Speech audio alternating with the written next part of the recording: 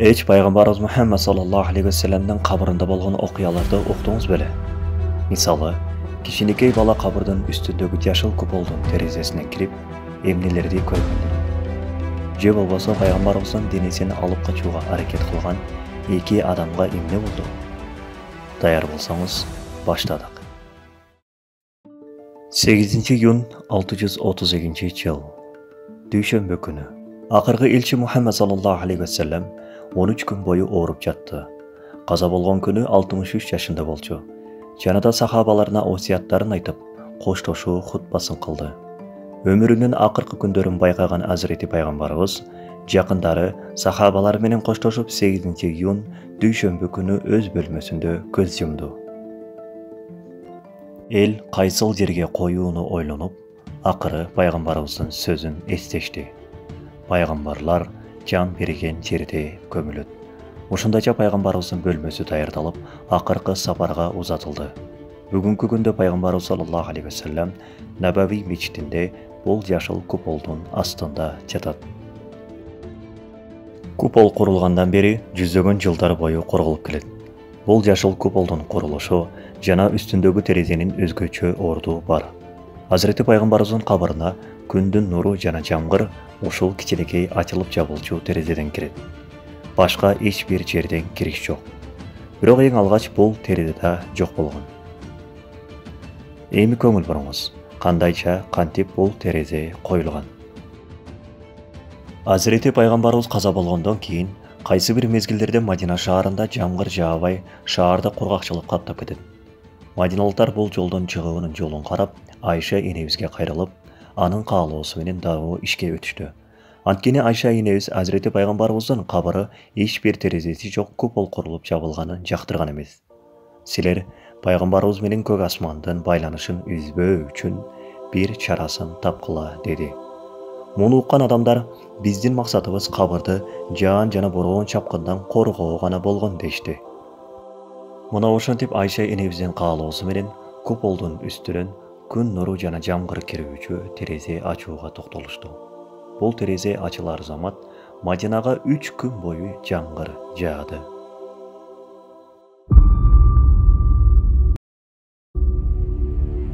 Эми көңүл буруңуз.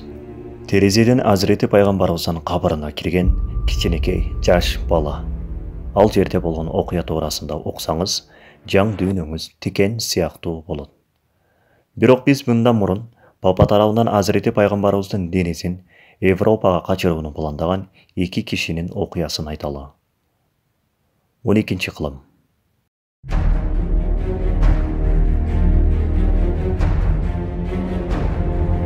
Selçuk Sultanı Nurettin Padişah'ın tuşunda Papa öz aldamdары менен bir arага келип, жеткен чыккынчылык план түздү. Ал Hazreti Muhammed'in жолунан кеткен адамдардын мамлекеттерине жана диндерине зыян берүү. Бул иш үчүн фараондун казынасында алдаканча чоң болжоо берилет. Ким Hazreti Muhammed'in денесин Рим өлкөсүнө алып келсе деди. Папа бул ишти аткарыла турган тажрыйбалуу адамдарына мындай деди. Эгерде бул ишти аткарсаңар, даражаңар Hazreti İsa пайгамбарга барабар болуп, атыңар тарыхта калат. Бул ишти аткарууга буйрук алган 2 адам Европадан Мадина шаарын көздөй жолго чыкты. Кылык кийимдерин өзгөртүп, арабчада эң жакшы деңгээлде сүйлөшөт. Жолдо күндөр өтүп Египеттен Мадинага бараткан зыяратчыларга кошулуп, Мадинага барышты. Мадинада Набави мечитинин кыбла тарабында жайгашкан Пайгамбарыбыздын кабырына жакын үйдү ижарага алышып, ал жерге жайгашышты. Алгач мусулман болуп көрүнүп, ал жердеги жашоочулардын жакырларына жардам кылып, адамдардын жүрөктөрүнөн орун алышып, ишеним арттырышты. Күндүзү Пайгамбарыбыздын кабырын зыярат кылат, кайрымдуулук жакшы иштери менен алек болуп, бирок кеч киргенде таптакыр башка. Жашаган үйдүн жер астынан Пайгамбарыбыздын кабырын көздөй түнөл казып жатышты. Эч ким билбеш керек эле. Бул үчүн түнөлдөн чыккан кум топурактарды сахабаларды зыярат кылганча Жаннатул Бакый көрүстүнүндө төгүп жатышты. Ушундайча түндөлөрү уктабай казган түнөл аркылуу кабырга жакындап жатышты. Мадина калкы эч нерсе байкаган жок. Эми баары өзгөрдү. Selçuk Sultanı Atabey Mahmud Zengin al түні түш көрді. Еске сала кетсек, кен пайғамбарымызды түшінде көрсе, ал шындығында көргендігі. Сұлтан түшінде пайғамбарымыздың жанында екі сары адам тұрғанын көрді. Пайғамбарымыз бұл екі адамды көргізіп, «Махмуд, мені бұл екі кишиден құтқар» деді. Таң қалып, жана қорқудан ойғанып кеткен сұлтан екі рекет намаз оқып, қайра ұқтады. Түші қайра екінші жолы болды. Бұл түшті 3 жолы қайталаған соң, сұлтан қабатырланып, өзінің жардамшысын шақырды. Жардамшысы түшін жорып, пайғамбарымыздың бұйрығы бар, сізге о сұлтаным, деп жауап берді. Махмуд Зеңгин сұлтан дарау даярданып, ешкімге хабар бербестен, жақын аскерлерін алып, Мадинаға жолға шықты. Ұзақ жол жүріп, Мадинаға жеткен сұлтан, пайғамбарымыздың қабырын зиярат қылып, Мадина халқына жария салды. Selçuk сұлтаны зияратқа келді. Сілерге белек бекчесі бар. Ешкім қалбастан атын жазып сұлтандың өзінің белегін алсын. Ошындайча сұлтан ар бір келген адамдың жүзіне қарап, бирок издеген адамдарын таба алған жоқ. Сұлтан Мадина басшыларын шақырып, белек албаған адам қалдығы деп сұрады. Жоқ сұлтаным, екі адамдан башқасы деп жауап беришти. Алар кимдер? Андалусиядан келген екі киши бар. Ошолор алышқан жоқ деп жауап беришти. Сұлтан аларды да чакырды. Екі киши сұлтандың астына шыққанда, сұлтандың көздері чақчая кетті. Анткени түшүндө пайгамбарыбыздын жанында көргөн екі киши дал өзү болчу. Бирок сұлтан сыр бербестен аларды суракка алды. Кимсиңер? Кайдан келдиңер? Кайда калып жатасыңар?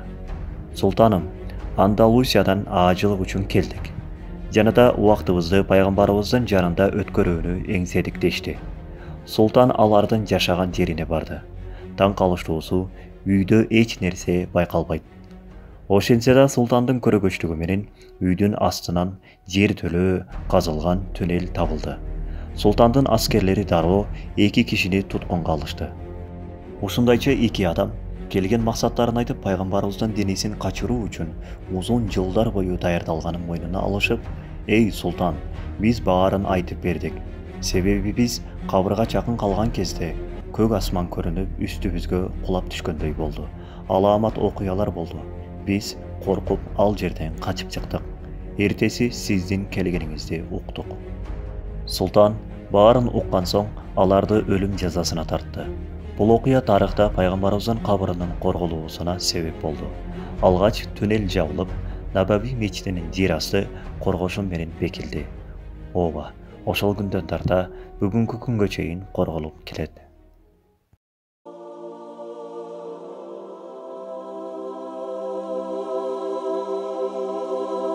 Эми өзгөчө бир бөлүмгө келдик. Мекке жана Мадинаны зиярат кылган устаздар жана Саудия калкы тарабынан айтылынып, уккан адамдардын жан дүйнөсүн өзгөчө тикен абалга калтырган окуя. Албетте, эң туурасын Аллах билүүчү.